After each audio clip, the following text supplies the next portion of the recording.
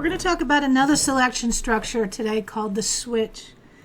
I can use the if structure to create 1 or 2 or 3 or 4 buckets, but if I need more than that, a switch is another option that's available to me.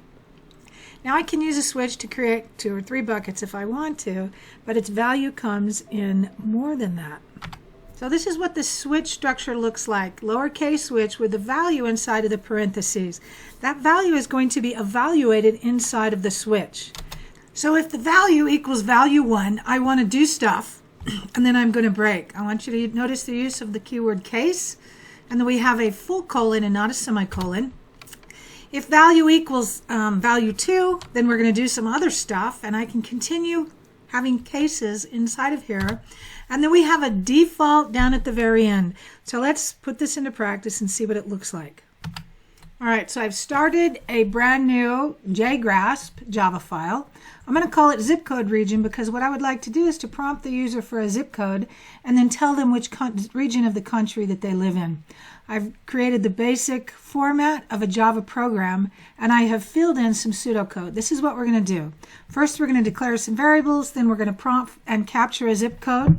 Finally, I'm going to display the region, and I've even gone so far as to say what I would like that display to look like. Down here at the very bottom, this is what I want it to say. Something like 00012 is on the East Coast. So it's going to mirror back the zip code that they have given me, and it's going to tell them where it can be found. When I circled back around to add more detail, I decided that I'm probably going to need a zip code if I'm going to prompt for it, and I probably need a scanner if I'm going to capture it from the keyboard. So I have already gone on to import my scanner so that my program will know what it is, and then let's just fill in the blanks of this zip code. I'm going to make the zip code a string because 00012 has 3 leading zeros, and integers and floating point numeric values do not hold leading zeros. It would just drop my leading zeros, so this zip code would end up being 12. So in order to keep those leading zeros, I'm going to make zip code a string. I don't need it to be a number anyway, unless I was going to do some kind of a math on it. So I'm going to initialize my zip code field to null, and then I'm going to create a scanner. The next thing, I'm going to go down here and I'm going to add a prompt to the user asking them to enter a zip code. And once I've prompted them for it, the next thing I'm going to do is capture it using my scanner called response. I'm going to put it in a field called zip. So I'm going to set it equal to response.next. I'm going to use .next because I only need 1 line of text. I wouldn't expect a zip code to have spaces in it, so I'm going to use .next. I can see just based upon my pseudocode here that I have 1, 2, 3, 4 different buckets. I could use a series of if, else in order to get those 4 buckets, but we're going to be using a different structure called a switch. So if you don't mind, I'm going to come below that pseudocode and I'm going to write the keyword for the switch. It is a container, so I'm going to have an opening and closing brace.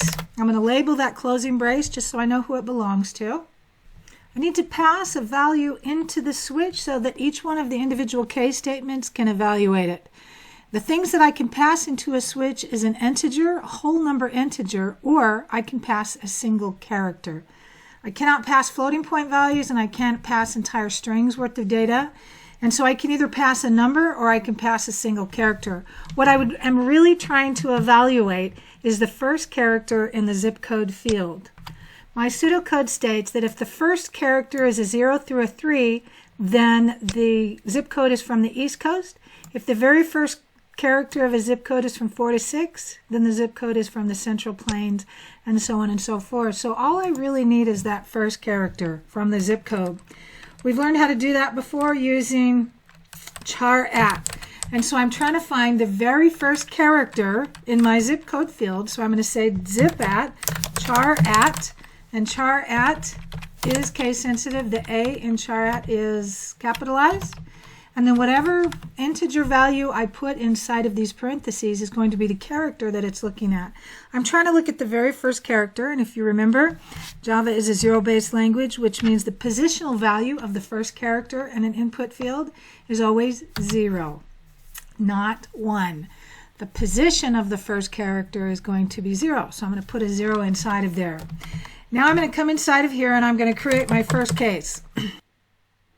I'm going to start with number 7 because when I look at the different values that that first character can take on, I can see that it can take on any of 10. 0 through 9 is any of 10 values. And so when I look at the different regions, I see that the first character being a 7 is going to give me a south. So I am going to start with 7. And then I'm going to use a full colon. And then I'm going to have a print statement that will say something like, based upon what I wanted my print statement to say, I wanted it to say, this zip code is in the South. So I'm going to build that print statement. So my print statement will say something like, zip concatenated with the text field is in the South. And then I'm going to follow that with another keyword called break. And what break does is it automatically breaks out of the switch. Now that doesn't look very important now until I begin adding additional cases. So if I had 10 potential values for my first character in a zip code, I would have 10 potential cases, 10 buckets that I call them in the if statement. But what I'd like to do is to see if we can make a shortcut. Instead of making 10 case 0, case 1, case 2, case 3, I'm going to actually begin to combine. Case 8 and 9, if that first character is 8 or 9, they both would say something like that zip code is in the West. And so I'm going to combine those two together. I'm going to say case, and then I have to surround the value 8 by single quotes because it is a character and it's not a number. And then I'm going to press enter and I'm going to say case 9 with a full colon.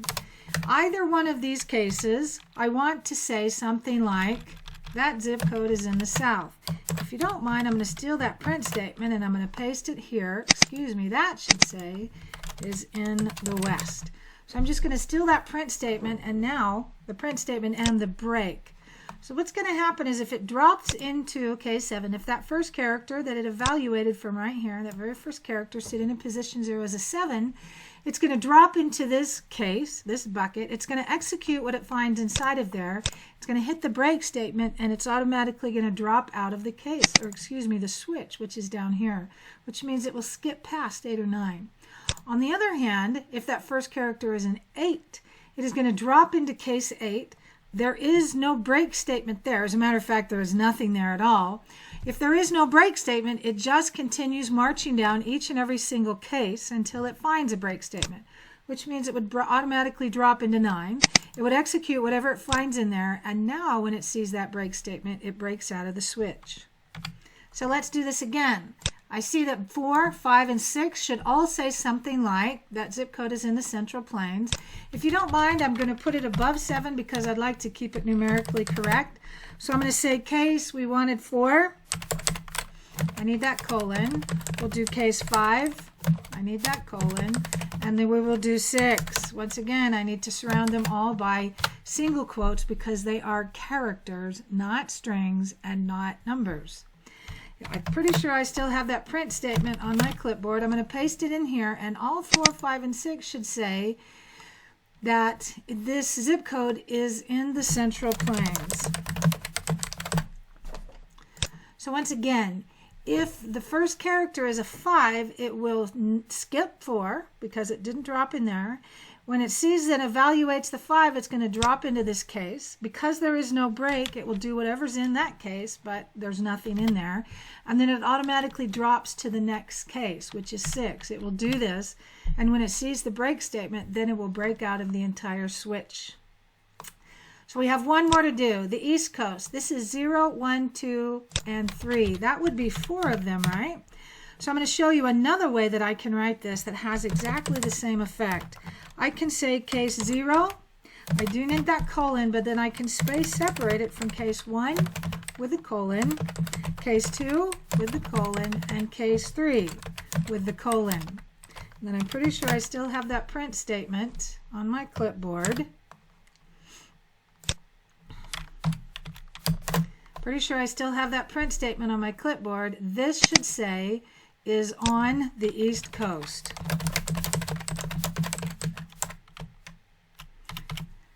And we do want a break. What would happen if I didn't have these break statements? Let's say, for instance, if I didn't have this break statement here.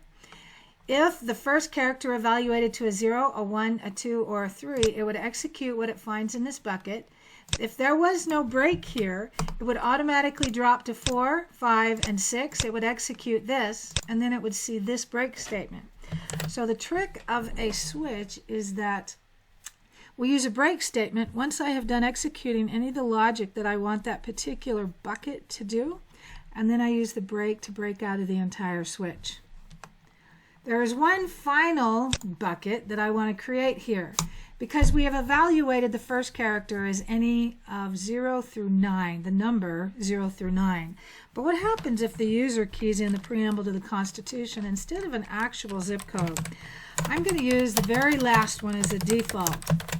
Default case does not require a condition. If there have been no break statements prior to this, the default will automatically execute. If you don't mind, I'm going to paste that on there. I don't need the break statement on the default because it must go as the last case in a switch, and therefore the very next thing that it does once it executes is to leave the switch. There is my closing curly brace. And so I'm going to say something like that zip code is an valid zip code. I'd like to tell the user if they got it wrong. And so it should only execute my default case if it has never broken out of my switch statement. And I use the break to break it out. All right, so let's test this and see what we get. I'm going to compile it, see if I've made any mistakes. If it says operation complete, life is good, I'm going to run it, and the expectation is going to ask me for a zip code, and then it's going to present either one of the regions that I live in, or it is going to tell me that it was an invalid one. So let's see if we can drop into, I'm going to call it this first bucket. If I put a zip code that either begins with a 0, 1, 2, or 3, I should be able to drop in there. And it says it's on the East Coast. Let's see if I can drop into that same bucket using, I don't know, something that begins with a 3. And it tells me again, I'm on the East Coast. In order to test this thoroughly, I would want to see if I could drop into each one of these. I might actually want to test each one of those 9 values. But just one last time, I would like to test that invalid zip code. What if they were for some reason to key in something that is not a number? Then I would expect it to not be the values 0 through 9, and then it would execute that default case at the very bottom of my switch. So this is an example of a switch.